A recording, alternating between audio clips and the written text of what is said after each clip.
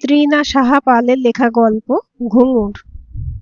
Calling বেলের আওয়াজে অতসী দরজা খুলতেই ঐশী তার মাকে জড়িয়ে ধরে বলল, মা, এবারও ফার্স্ট।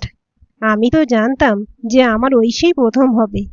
অতসী মেয়ের গালে চুমু খেয়ে বলল, ইস মা, তুমি যদি থাকতে তবে দেখতে কি টাফ কম্পিটিশন ছিল। সবাই এত ভালো পারফর্ম করেছে যে আমি ভাবলাম এবার আমি ফার্স্ট হতে পারবো না। সে যে যতই ভালো পারফর্ম করুক, আমি জানি আমার মেয়ের থেকে ভালো এ শহরে আর কেউ নাচতে পারে না। কি যে বলো না তুমি মা, তোমার চোখে তো তোমার মেয়ে ছাড়া আর কেউ ধরে না। তা ধরবেই বা কেন? আমার মেয়ের চেয়ে ভালো আর কেউ নাচতে পারে বুঝি? অতসী মেয়ের মুখে এক চামচ পায়েস পুড়ে দিয়ে বলল, মা, পায়েস? তুমি কি করে জানলে যে আজ আমার পায়েস খেতে খুব ইচ্ছে করছে? ঐশী মুখে পায়েস নিয়ে খুশির তরে বলে উঠল, আমি যে তোমার মা, আমি সব জানি। তবে তো তুমি এটাও জানো মা, আমার কি ইচ্ছে? বাবাকে একবার বলো না মা। তুমি বললেই বাবা মেনে নেবে। দেখ ঐশী, তুই তোর বাবাকে খুব ভালো করে চিনিস। তোর বাবা আজ পর্যন্ত কারো কথা শুনেছেন? উনি যা বলেন সেটাই শেষ কথা। আর ওরা তো বলেছেন তোকে পড়াবে। আর নাচ, আমার নাচটা কি হবে মা? তনিমা মিস বলেছেন এবার ডিস্ট্রিক্ট লেভেলে কম্পিটিশন হবে, আর আমি সেখানে পার্টিসিপেট করলে ফার্স্ট হওয়ার সম্ভাবনা অনেক বেশি। তুমি একবার বাবাকে বলে দেখো না মা। আমি তো বলছি না যে বিয়ে করব না, শুধু কলেজটা পাশ করে নি। ঐশী কাকুতি মিনতি করে মাকে বলতে লাগলো, ঠিক আছে ঠিক আছে, এখন যা, গিয়ে হাত পা ধুয়ে নে, আজ তোর বাবা এলে বলবো ক্ষণে। অতসী এবং ঐশীর সম্পর্ক মা মেয়ের চেয়ে বেশি দুই বান্ধবীর। অপরদিকে তার বাবার সাথে সম্পর্ক ঠিক তার বিপরীত। ঐশী বরাবরই বাবার কাছে প্রকাশ্যে কথা বলতে একটু সংকোচ বোধ করে। বিনয়বাবু যে খুব গম্ভীর লোক তা নয়, তবে একটু শক্ত বটে। উচ্চাবস্থা সম্পন্ন এক চৌধুরী পরিবারে বিনয়বাবুর মেয়ে ঐশীর বিয়ের কথা চলছে। চৌধুরী বাড়ির গিন্নিমা মেয়ে দেখতে এসেই বলেছিলেন, আমাদের ছেলেকে অনেক মেয়ে দেখিয়েছি বুঝলেন, তার কিনা কোনো মেয়েই চোখে ধরে না। আপনার মেয়ের ছবি দেখে এক দেখাতেই পছন্দ হয়ে গেল। ভারী মিষ্টি মেয়ে আপনার। আজ্ঞে, ঠাকুরের কৃপা। আমার মেয়ে খুব শান্ত স্বভাবের।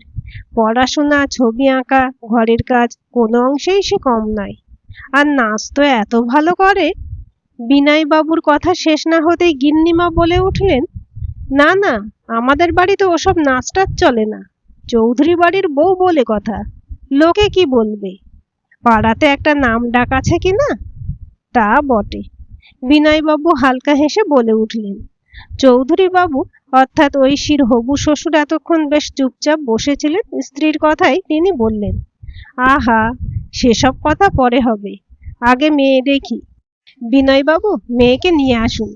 হ্যাঁ হ্যাঁ, এক্ষুনি আনছি, বলে বিনয়বাবু ঘরে গেলেন।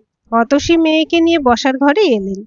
ঐশীকে দেখেই চৌধুরী বাবু বললেন, এ যে স্বয়ং মা লক্ষ্মী, এসো মা, এখানে বসো। চৌধুরী বাবু ঐশীকে নিজের পাশের চেয়ারটিতে বসালেন। বাড়ির কর্তা চৌধুরী বাবু অতিশয় ভদ্রলোক।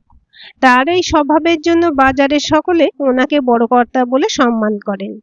তবে ওনার আসল নাম রায়চরণ চৌধুরী। বাপ ঠাকুরদার আমলে চালের গদি তিনি সামলান, বেশ বড় ব্যবসা। বাজারে সকলের কাছে তিনি এক নামেই পরিচিত। একমাত্র ছেলে হৃদয়ের জন্য ঐশীকে দেখতে আসা। ছেলে হৃদয় অবশ্য স্বনির্ভর। সে ইঞ্জিনিয়ারিং পাশ করে আজ একটা প্রাইভেট কোম্পানিতে বেশ ভালো পোস্টে চাকরি করছে। তবে বাড়ির চাবিকাঠি বাড়ির গিন্নি সুনীতি দেবীর হাতে। বাড়িতে ওনারই চলে। চাকর বাকর প্রতিবেশী সকলে গিন্নিমা বলে সম্বোধন করে। হাত এবং গলা ভর্তি সোনার গয়না, কপালে লাল সিঁদুরের টিপ, আর পরনে লাল পেরে সাদা শাড়ি। ঠিক যেমন জমিদার বাড়ির বউরা থাকতো। সময় পরিবর্তন হয়েছে, কিন্তু তিনি সেকেলে রয়ে গেছেন। ঐশীকে দেখেই যে ছেলেপক্ষের পছন্দ হয়ে গেছে তা বিনয়বাবু ওনাদের আচরণে কিছুটা আন্দাজ করতে পারছেন। বাজারে ছোট একটা দশকর্মা ভাণ্ডারের মালিকের মেয়ের অত বড় বাড়িতে বিয়ে যেন এক কাল্পনিক স্বপ্ন। মেয়েকে ভালো ঘরে বিয়ে দিয়ে তিনি নিজেকে দায়মুক্ত করবেন। চৌধুরী বাবুর কথায় ঐশীর মা অতসী বলে উঠল, তা যা বলেছেন দাদা, আমার মেয়ে রূপে লক্ষ্মী, গুণে সরস্বতী। যেমন মেধা তেমনি তার নাচ। আপনি দেখলেই বিনয়বাবু একটু কেশে অতসীর কথা থামিয়ে দিয়ে বললেন, আরে ওনাদের চাটা তুলে দাও হাতে। ঐশী খুব বুদ্ধিমতী মেয়ে। সে চট করে বুঝতে পেরেছে যে বাবা তার নাচের প্রশংসা ছেলেপক্ষকে শোনাতে তার মাকে মানা করে দিলেন। ছেলেপক্ষ দুদিন বাদে খবর জানাবে বলে চলে গিয়েছিল। আজ সেই দুদিন পূর্ণ হলো। তাই ঐশী তার মায়ের কাছে বিয়েটা 2 বছর বাদে করানোর জন্য অনুরোধ করছে। ঐশী উচ্চ মাধ্যমিকে ভালো নম্বর পেয়ে ফিজিক্সে অনার্স নিয়ে কলেজে ফার্স্ট ইয়ারে পড়ছে। একটি রূপবতী মেয়ের যা যা উদাহরণ হয়, ঐশীর মধ্যে তার সবটাই আছে। কলেজের এমন কোনো ছেলে নেই যে ঐশীকে চোখ ফিরিয়ে দেখেনি। অমন সুন্দর মেয়েকে কে না বন্ধু করতে চাইবে, কিন্তু ঐশীর মনে যে একজনই আছে, সেই প্রথম থেকে, ঐশীর প্রলয়দা। প্রলয় তনিমা মিসের নাচের ক্লাসে তবলা বাজায়। ঐশী আর প্রলয়ের যুগলবন্দি সকলে যেন মন্ত্রমুগ্ধ হয়ে উপভোগ করে। প্রলয়ে তালে তাল দিতে দিতে ঐশী যে কবে তাকে মন দিয়ে দিয়েছে তা সে নিজেও আন্দাজ করতে পারেনি। কবিত্বে যখন দুজনে তাল ধরে তখন ওদের প্রেমলীলা সকলের নজর কাড়ে। শুধুই মুখে বলা বাকি। বহুবার বলবো বলবো করে ঐশীর আর বলা হয়ে ওঠেনি। নাচকে তার অগাধ ভালোবাসার কারণের মধ্যে প্রলয় হলো তার অন্যতম। প্রলয় সবসময় ঐশীকে নাচে অনুপ্রাণিত করে। শুধুমাত্র এই একটি কারণেই ঐশী এখন বিয়ে করতে চাইছে না। রাতে বিনয়বাবু বাড়ি আসার পূর্বে ঐশী কমপক্ষে 25 বার অতসীকে তার অনুরোধটির কথা মনে করিয়ে দিয়েছে। বিনয়বাবু আজ তার নির্ধারিত সময়ের আগেই বাড়ি ফিরেছেন। ঐশী তার মাকে একরকম ঠেলেই দিল বাবাকে বলার জন্য। অতসী জলের গ্লাস নিয়ে তার স্বামীর সামনে যেতেই বিনয়বাবু বলে উঠলেন, শুনছো ঐশীর মা, চৌধুরী বাবুর আমাদের মেয়েকে ভীষণ পছন্দ হয়েছে। আগামী রবিবার ওনার ছেলে তার বন্ধুদের সঙ্গে ঐশীকে দেখতে আসছে। তুমি ভালো করে মাংস রান্না করো তো। এত ভালো সম্বন্ধ হাতছাড়া করা যাবে না। কিন্তু রবিবার তো আমার নাচের ক্লাস আছে বাবা। ঐশী দরজার কাছে দাঁড়িয়ে কথাটি বলল। সে একদিন তোমার নাচে না গেলে আকাশ ভেঙে পড়বে না। আর এখন ওসব নাচ টাচ বন্ধ করে একটু রান্না বান্না শেখো, তাতে তোমার কাজে আসবে। ঐশী মাকে চোখের ইশারা করে তার কথাটি বলতে বলল। বলছিলাম কি, যে আমরা একটু তাড়াহুড়ো করছি না মেয়েটার বিয়ে নিয়ে? একটাই তো মেয়ে আমাদের, একটু রয়েস হয়ে নয় বিয়েটা দিতাম। অতসী তার স্বামীর পাশে বসে নরম গলায় কথাটি বলল। কি যে বলো না তুমি ঐশীর মা, এত ভালো সম্বন্ধ আমি প্রদীপ নিয়ে খুঁজলেও পেতাম না। ভগবানের অসীম কৃপা যে তিনি আমাদের মেয়ের জন্য এই রকম সম্বন্ধ ওপর দিয়েই পাঠিয়েছেন। মেয়েকে চৌধুরী বাবুর হাতে তুলে দিয়ে তারাপীঠে গিয়ে পুজো দিয়ে আসব। ঐশী পাশে দাঁড়িয়ে সব কথা শুনছিল। সে ভালো করে বুঝে গেল তার বাবাকে বোঝানো কারো পক্ষে সম্ভব নয়। রবিবার এলো, চলেও গেল। চৌধুরী বাবু বিনয়বাবুকে বিয়ের পাকা কথা বলার জন্য ডেকেছেন। তাদের ছেলের মেয়েকে পছন্দ হয়েছে। যেদিন পাকা কথা বলতে বিনয়বাবু ছেলের বাড়ি গেলেন, ঝাঁ চকচকে শ্বেত পাথরের মেঝে, বাড়ির এক কোণে কোথাও ধুলো নেই। সব সময় চাকর বাকরকে মোছামুছি করতে দেখে ওনার চক্ষু চড়কে উঠল। বিনয়বাবুর বেশ সেবা যত্ন হলো। বিয়েও ঠিক হয়ে গেল। সামনের ফাল্গুন মাসে বিয়ে, আর মাত্র 2 মাস বাকি। সুতরাং মেয়ের বাবার অনেক চাপ, যদিও ছেলের পক্ষ থেকে কোনো রকম দাবি নেই। কিন্তু ঐশীও বিনয়বাবুর একমাত্র মেয়ে, তাই তিনি যথাসাধ্য দানপত্র মেয়েকে দেবেন বলে ঠিক করেছেন। বিয়ে বেশ ধুমধাম করেই হলো। বিনয়বাবু তার তরফ থেকে বরযাত্রীদের যথার্থ আদর সৎকার করলেন। আশীর্বাদী জড়োয়াহারটা এতটা বড় ছিল যে বিনয়বাবু তার মেয়েকে দেওয়া 10 গ্রামের নেকলেসটা কারো চোখেই পড়ল না। ঐশীর বাড়ির সকলেই তাকে সৌভাগ্যবতী বলে সম্বোধন করেছিল। চৌধুরী বাড়িতেও নতুন বউকে আদর যত্নে বরণ করা হলো। ফুলশয্যার রাতে হৃদয় ঐশীর হাত ধরে বলল, মা বড্ড সেকেলে মানুষ, তবে আমি নই, তুমি আমাকে তোমার বন্ধু মনে করতে পারো। হৃদয়ের কথায় ঐশী দীর্ঘ নিঃশ্বাস ফেলল। সে যতটা ভেবেছিল তার স্বামী হয়তো ততটাও কঠিন নয়। 6 মাস পর্যন্ত সব ঠিক ছিল। শ্বশুর শাশুড়ি স্বামী নিয়ে ঐশী দিব্যি সংসার করছিল। চৌধুরী বাবুর মেয়ে না থাকায় তিনি তাকে মেয়ের মতো স্নেহ করতেন। তবে কিছুদিন পর থেকে ঐশী হৃদয়ের মধ্যে বেশ কিছু পরিবর্তন দেখতে পেল। একদিন সকালে ঐশী স্নান সেরে তৈরি হচ্ছিল। বিছানা থেকে হৃদয় ঐশীর হাত টেনে ধরে। ঐশী লজ্জা পেয়ে হাত ছাড়িয়ে নিচ্ছিল, কিন্তু হৃদয় আরো জোরে চেপে ধরতে পলাটা ভেঙে ঐশীর হাতে বিঁধে যায়। আহ, হৃদয় লাগছে, ছাড়ো বলে ঐশী জোর করে হাত ছাড়িয়ে চলে গেল। সেটাই ছিল হৃদয়ের দেওয়া প্রথম ব্যথা। পরবর্তীতে ঐশীকে বছর পার হতে না হতেই পলা ভাঙার জন্য শাশুড়ির কাছে কথা শুনতে হয়েছিল। কখনো তো সকালে চা দিতে একটু দেরি হলেই হৃদয় তাকে আজে বাজে কথা শোনাতো।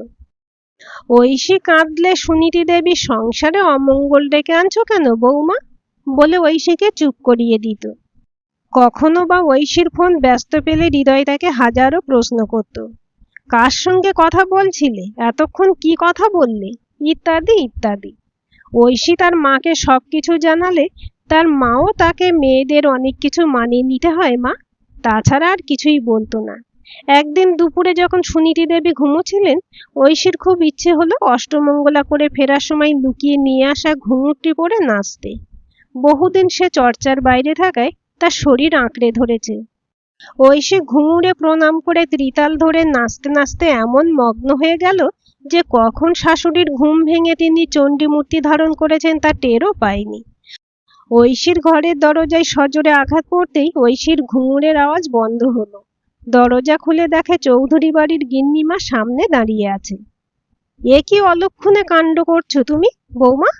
চৌধুরী বাড়ির বউ হয়ে কিনা ভর দুপুরে ঘুঙুর পরে নাচো? ছি ছি ছি, লজ্জায় আমার নাক কাটা গেল। তোমার বাবাকে আমি আগেই বলেছিলাম যে আমাদের বাড়িতে ওসব নোংরামো চলবে না, তা সত্ত্বেও তিনি কিনা ঘুঙুর পরিয়ে মেয়েকে পাঠালেন। আসুক খোকা আজ, তোমার একদিন কি আমার একদিন। ঐশী ঘুঙুর খুলে বিছানায় বসে রইল।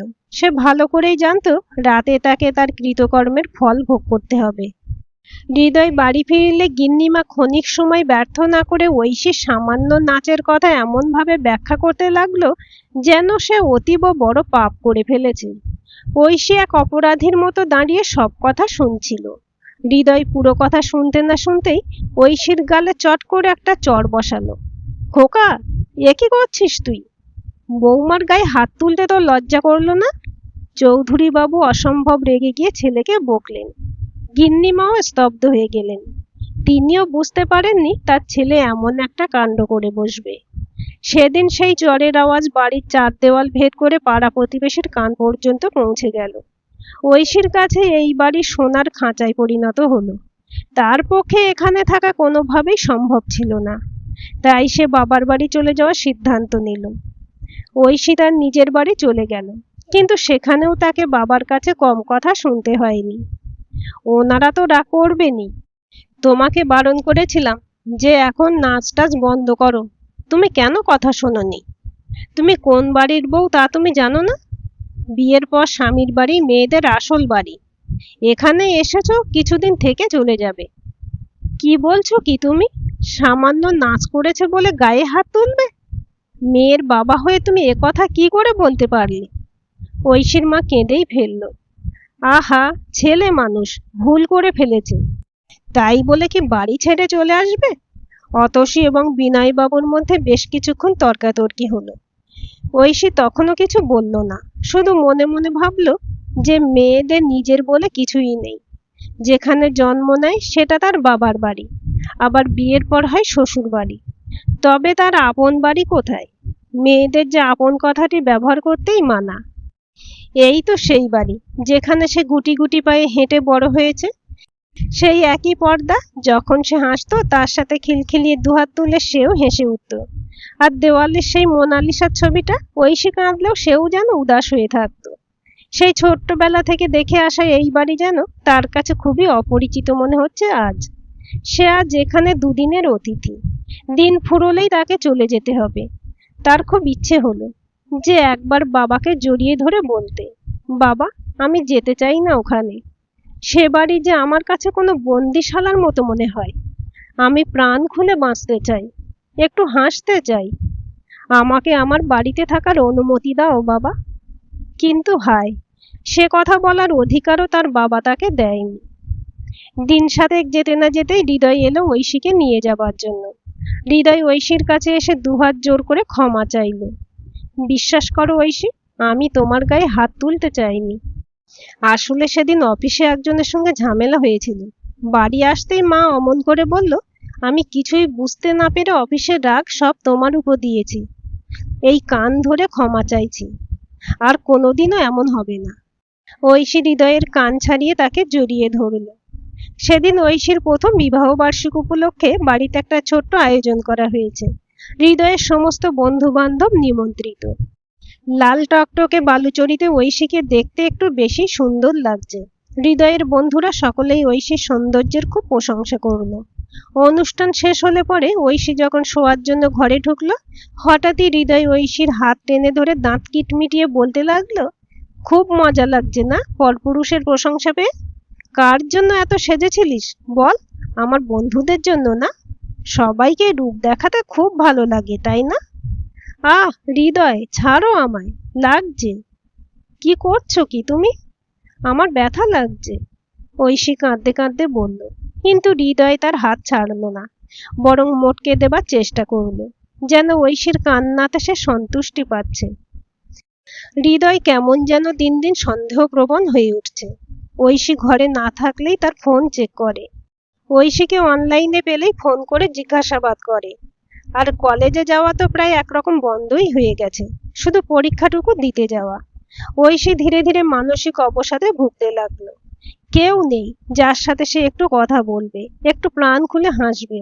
সারাদিন ঘরে থেকে সে তার পুরনো দিনগুলোর কথা মনে করে। কি প্রাণবন্তই না ছিল সে। তার নাচের সকলেই কত প্রশংসা করত। আর কলেজে, সেখানে যেন সবাই তার নাচের অপেক্ষায় বসে থাকত। নাচ ছিল তারই এক অংশ। ঘুঙুরের সাথে কখনো তাকে না ছেড়ে দেওয়ার বন্ধুত্ব করে নিয়েছিল। কিন্তু আজ সেই ঘুঙুর ঘরের এক কোণে পড়ে ধুলো খাচ্ছে। তার নিজেকে খুব দোষী মনে হচ্ছে।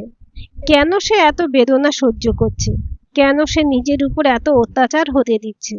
সে চাইলেই এখান থেকে চলে যেতে পারে, কিন্তু কোথায়? কোথায় যাবে সে?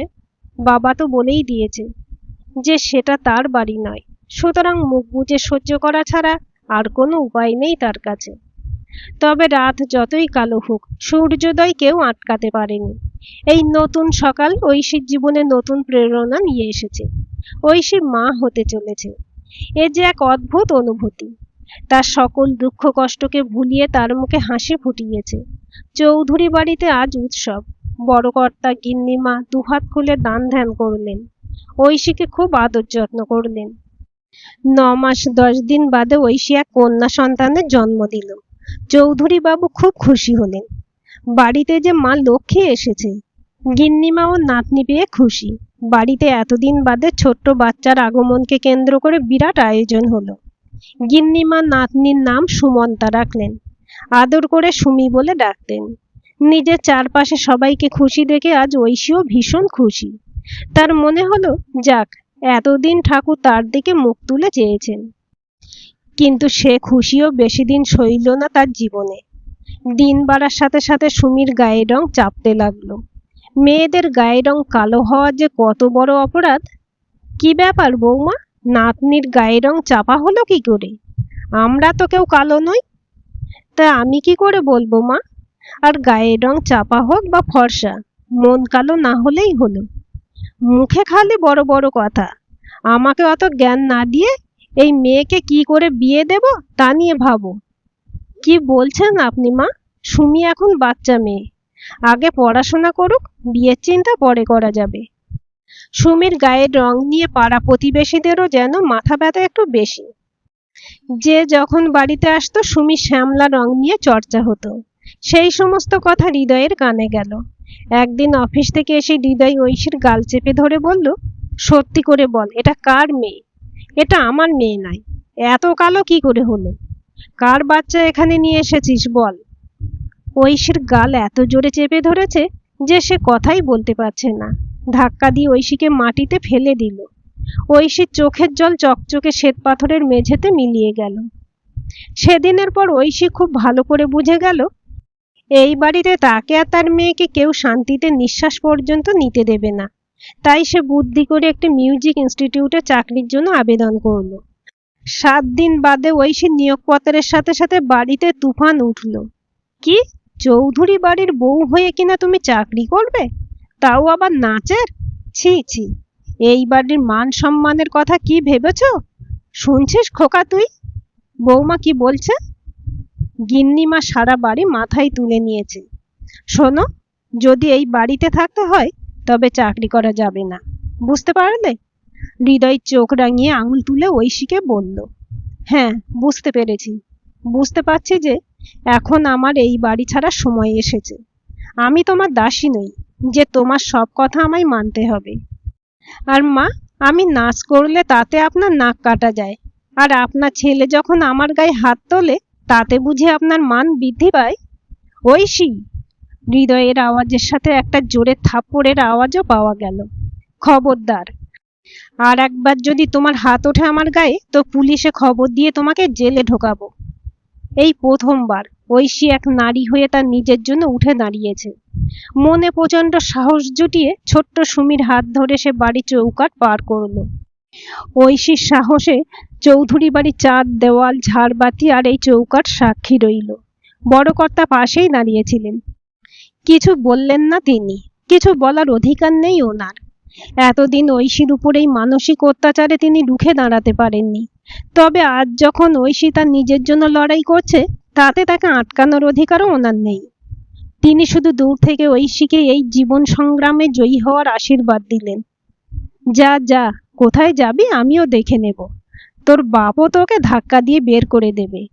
হৃদয়ের চিৎকার ঐশী যেতে যেতে শুনতে পেল। একবার যখন সে পা বাইরেই দিয়েছে তখন আর পেছন ফিরে তাকাবে না, সে তার যতই কষ্ট হোক।